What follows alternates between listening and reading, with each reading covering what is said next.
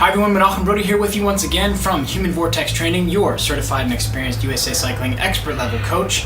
Here today to talk about how to change your cleats. I'm actually a little bit embarrassed. These cleats are way worn, more than they've needed to, but I put it off for about 2 or 3 weeks here because I wanted to do a video on this because a number of people come into the bike fitting studio here and their cleats are all over the place. And what happened is they did a bike fit before, or they just kind of took the old ones off and put them on, or they didn't replace their shims. So they come back to me and say, oh, I changed my cleats, but now I'm having pain or discomfort. So what we're gonna do today is go over how and why you should change your cleats and why they should never, ever get this thin. All right, so as you guys notice, we have a number of tools here on the table, each of which is gonna serve its purpose. Where we're gonna start is gonna be the pick. This is important because our cleats get very dirty and we need to pick that out. It's not necessarily a kind or gentle process, but we will use this. We have a screwdriver, a flathead, which for the look, in case it gets too jammed or the screw here gets rounded out, you can still get the screws out. We're going to use the socket wrench. You can also use your multi-tool, although I recommend doing this only if you have a higher end multi-tool. I've had a couple plastic ones that I paid the price when I really needed it. This here is the Park Tool IB2. So this is a really sturdy multi-tool. You can see it's all metal, no plastic parts. The other option you can do is you can also use the Allen pack, which we may go with today, we'll see. For the Look cleats, it's gonna be a size 3. We have our new cleats here with all of the screws and metal parts, and then we have shims, because I do have shims underneath my cleats. Now keep in mind that I have these because I'm a bike fitter, so most bike shops or bike fitters will have these. You can purchase them anywhere from $2.50 to $4 depending on where you live. We're going to need a couple of these. Make note that these are different sizes and we do need to pay attention to which way we're putting them on because one side is a little bit thinner than the other side. So if you put these on backwards and you're not paying attention, that's going to cause some problems. Also, the Look cleats and the SPD cleats, the speed plate cleats and SPD cleats all have different shim shapes because it's go underneath your cleat to help you out. So first things first, we're going to turn this shoe over and pick the dirt out. It's important to note that you should be keeping a close eye on your cleats. Again, I'm pretty embarrassed for these because I kept putting off, I didn't have time to do the video. So they should never get that thin, guys, ever. Alright guys, so we've picked them out and we've also done what most athletes do when they go to change their cleats, and that is we've outlined them. But there is a problem if you outline them, and here is what it is. If you outline them, especially if you have a shim underneath, you're not going to be able to get it exactly where you had it before. So what we actually want to do is we want to create a straight line from the center of that bolt, and we're going to create that right here. And we're also going to create here at the side a straight line because we're going to replace that shim. And this is something that I do whenever we're doing a bike fit for somebody. That way we can adjust the cleats and know exactly where the cleats came from. So we use 3 or 4 different cleat or different colors to mark the cleat position. Okay, and then we also have in through here with the bolts. Just gives us an idea as to where everything was. And here today we're using the paintbrush. You can use a permanent marker if you like, or a dry erase marker if you like. Just be careful that it doesn't wear off. We also can do down the middle here as well, just to make sure everything stays nice and straight. And this is a big help to us. It'll really help us make sure that we're keeping that cleat in the same position. So there's a line on the back here which we're using. So this is important because if that cleat is towed differently, that'll really affect, especially when they're worn like this, which again, I'm pretty embarrassed for this, that can actually have a really negative effect on your muscle recruitment on the bike because the pedals have worn so much. There's actually different amounts of float or movement of that pedal coming from there being less cleat for it to hang on to. So really important here as we go. So now we're going to take them off. So here we go. We're going to take these bolts out. And what's great about this, and sometimes it doesn't behave like this, guys. Sometimes it takes, it's like cemented in there. So you need to be aware that sometimes the cleats may get kind of stuck. So if you go to a bike shop and you hear, whacking in the back, that's them trying to get the cleat off because one of the bolts is frozen. So there's a couple tricks you can use with this.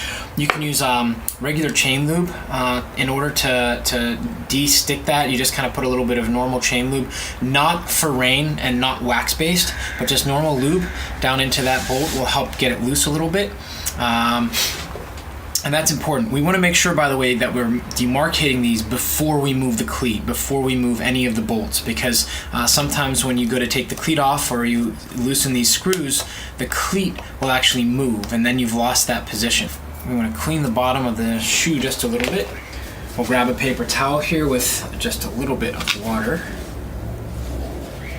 Clean the bottom of that shoe. And you want to make sure not to get dirt or anything in through there, and you want to make sure not to take those lines off. So that's why I use a more permanent marker or a paint marker on the bottom of the shoe as opposed to a dry erase marker, because it's very easy to have those come off. So clean that just a little bit. Now you'll notice I didn't take the cleat off. Even though it popped off immediately, I didn't take it off with the shims. The reason is that the shims, and you can see how destroyed they are, one side is thinner and one side is thicker. One side is thinner, one side is thicker. So if you just pop these off and you don't pay attention, yeah, it'll have an impression, but we want to make sure we're careful and we pay attention to where that is. Now you can see when I took that shim off, look at how much space there is compared to the outline here. So we really want to make sure with the Look cleats that we're actually doing this demarcation so we know exactly where that cleat is. So again, we're going to clean off the bottom of the shoe just a little bit. Again, if you use dry erase marker, just be careful not to wipe that away because that will screw everything up. Okay, now here's the thing. What we're going to do next is we're actually going to take some poly lube and we're going to put this on the bottom just a touch for each of the new screws. And you do not want to reuse the screws here. You want to make sure you're using the new screws. There's a reason they're there. So just a tiny bit. This is going to help keep the bolts from seizing up on you. So this is set up properly. So we're just going to put this here. There we go. And we're just going to do just a little bit on the bottom of each bolt, not a whole lot.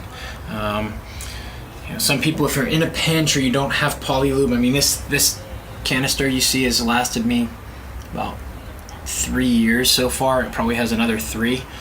Even though I do a decent amount of work on the bike at home, I'm not doing a lot of bearing stuff.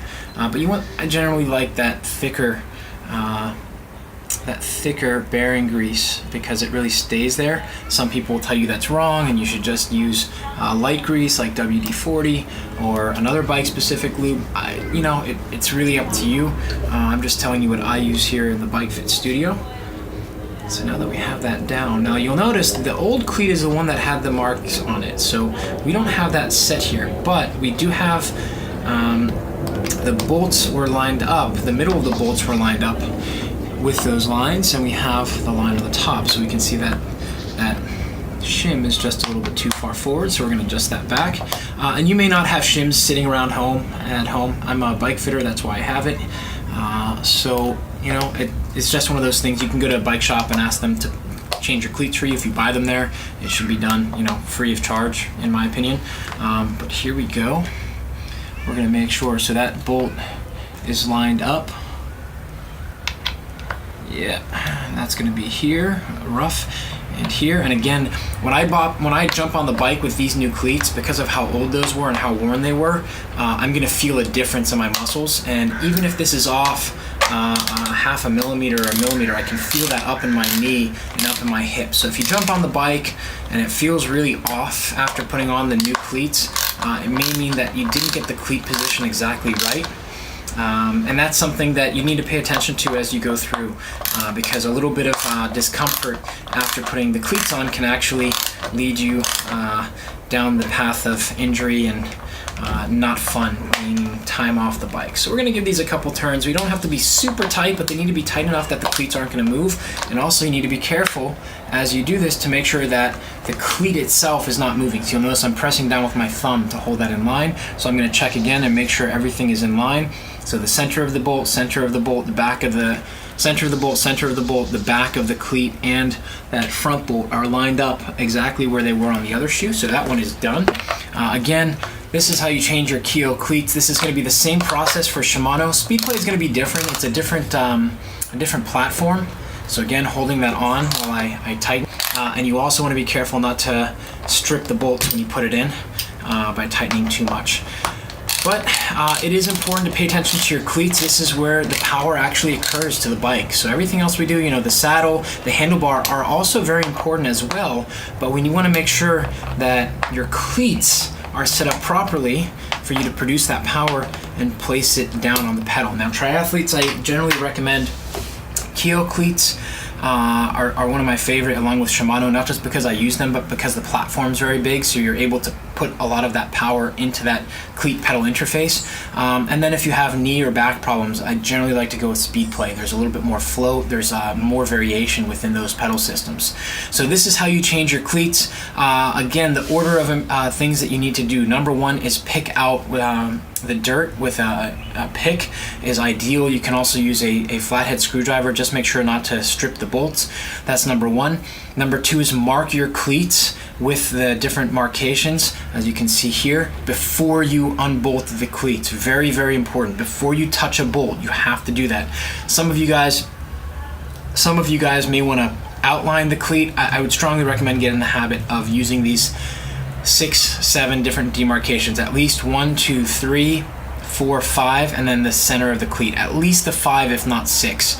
After that, you can take the cleat off. Sometimes it's not so gentle. You'll have to really bang that cleat on the floor or put a little bit of regular chain lube. Again, not the waxy kind, the chain, regular chain lube, just a little bit to loosen that up.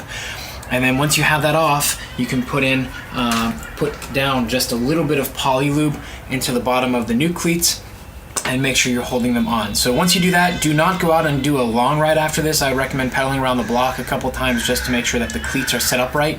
So like with this one, when I first started bike fitting, I would practice changing my cleats. That was something that was taught to me, is you need to get good at changing cleats to make sure the position's right. And the first couple times I changed these, I really noticed, guys, that I was off by 1 or 2 millimeters here, which may not seem like a lot, but 1 or 2 millimeters at the foot is 4 to 6 at the hip, and 8 or so at the, 4 to 6 at the knee and 8 or so at the hip. That's a big difference, and that can really set an athlete up for higher risk of injury because of how the muscles are being used. And again, as I said before, don't ever let your cleats get this thin. That is embarrassing, and it should never get to that point, because now the muscles are going to be working a little bit differently once you get that new cleat on, just because of how much float there is, or the pedal moving side to side in that cleat pedal interface. So that's changing your Look Keo cleats. I hope you guys enjoyed this and found this to be easy to follow. Until next time, remember, train smarter, not harder, and it is all about proper cleat placement and replacement and you.